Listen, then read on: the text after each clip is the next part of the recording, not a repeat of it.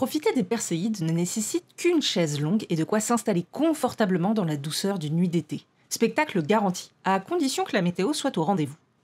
Dans cette vidéo, nous allons vous expliquer la méthodologie d'observation et d'enregistrement des météores durant les Perséides, dont le maximum se trouve dans la nuit du 12 au 13 août. Pour en savoir plus sur les étoiles filantes et les pluies d'étoiles filantes, nous vous invitons à regarder notre vidéo dédiée à ce sujet. Si au contraire, vous souhaitez mieux comprendre pourquoi ces observations sont utiles à la science, nous avons aussi une vidéo pour vous. L'observation des météores ne requiert pas grand-chose, mais exige tout de même, comme toute observation, de s'être un minimum préparé à l'avance. Cela vous permettra de préparer votre observation du ciel à l'heure et dans la zone du ciel les plus favorables pour vous. Pour qu'une pluie de météorites soit visible depuis un point donné de la Terre, il faut qu'il fasse nuit au moment de l'observation et que le radian de la dite pluie soit levé. Le radian, c'est le point du ciel d'où semblent provenir toutes les étoiles filantes d'une même pluie météorique. Si l'une de ces deux conditions n'est pas remplie, alors la pluie ne peut être observée.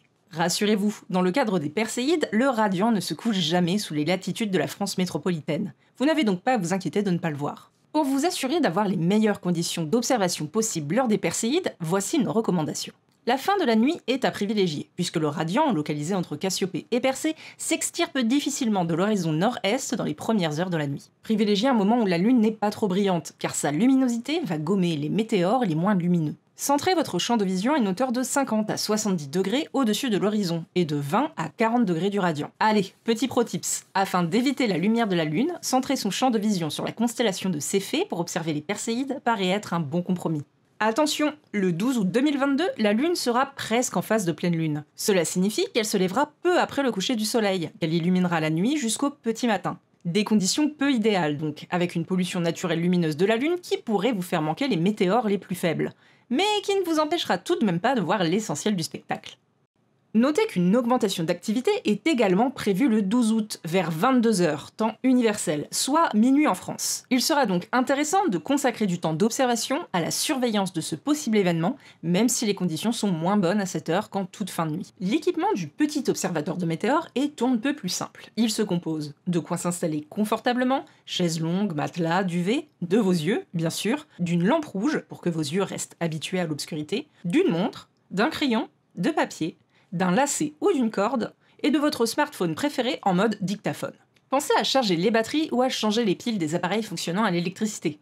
Votre téléphone vous servira peut-être aussi à prendre des notes. Vous êtes confortablement installé et prêt à observer ? C'est parti! Mais que faut-il exactement enregistrer pour que les données soient valables ? Les informations concernant votre session d'observation, hors horaire et position, se divisent en deux grands types.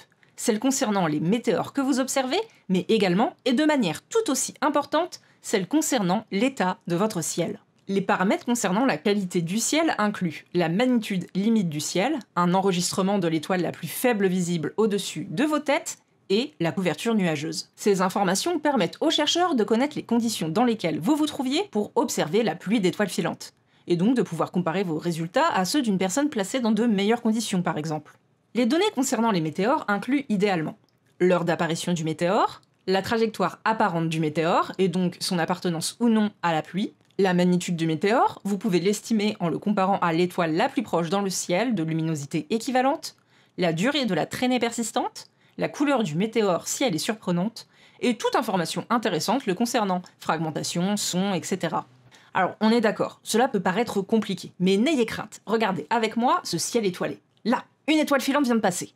Pour l'heure, rien de plus simple, il était environ 3h43. Pour cela, il m'a suffi de regarder l'heure sur ma montre ou sur mon téléphone.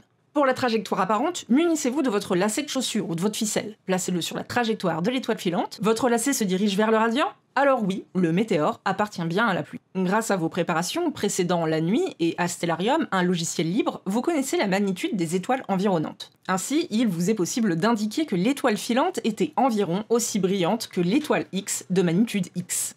Pour la durée de la traînée persistante, pas besoin d'une précision à la milliseconde. Dans notre exemple, on peut noter le temps suivant. La couleur était tout ce qu'il y a de plus normal, blanc, et aucun son et aucune fragmentation. Vous voyez, avec un peu de préparation, c'est très simple, il n'y a rien de bien sorcier. Une fois votre session d'observation terminée et qu'un petit sommeil a rechargé vos batteries, il est temps de dépouiller les enregistrements, puis d'envoyer un rapport d'observation au format de l'IMO, l'International Meteor Organization. Ce rapport peut se remplir en ligne en plusieurs étapes. Renseignez votre position ainsi que les horaires de début et de fin de session. Renseignez les paramètres des pluies météoriques surveillées. Pour chaque période horaire, renseignez la plage de temps durant laquelle vous avez observé la pluie d'étoiles filantes, les coordonnées célestes du centre du champ de vision, le temps effectif d'observation sur la période, donc c'est-à-dire le temps durant lequel vous avez vraiment regardé la pluie, la magnitude limite, le nombre de météores observés pour chaque pluie surveillée, qui permet de réaliser les courbes d'activité des pluies météoriques. Enfin, réalisez pour chaque pluie surveillée la classification des météores observés en fonction de leur magnitude. Cette étape permet de mesurer la distribution massique des météoroïdes au sein du courant de particules, et donc de savoir s'il est plus ou moins riche en météorides massifs. Et voilà! Vous êtes désormais des champions de l'observation des météores. Vous pouvez retrouver l'ensemble de protocoles au format PDF dans la description, mais aussi dans le numéro de juin de l'astronomie.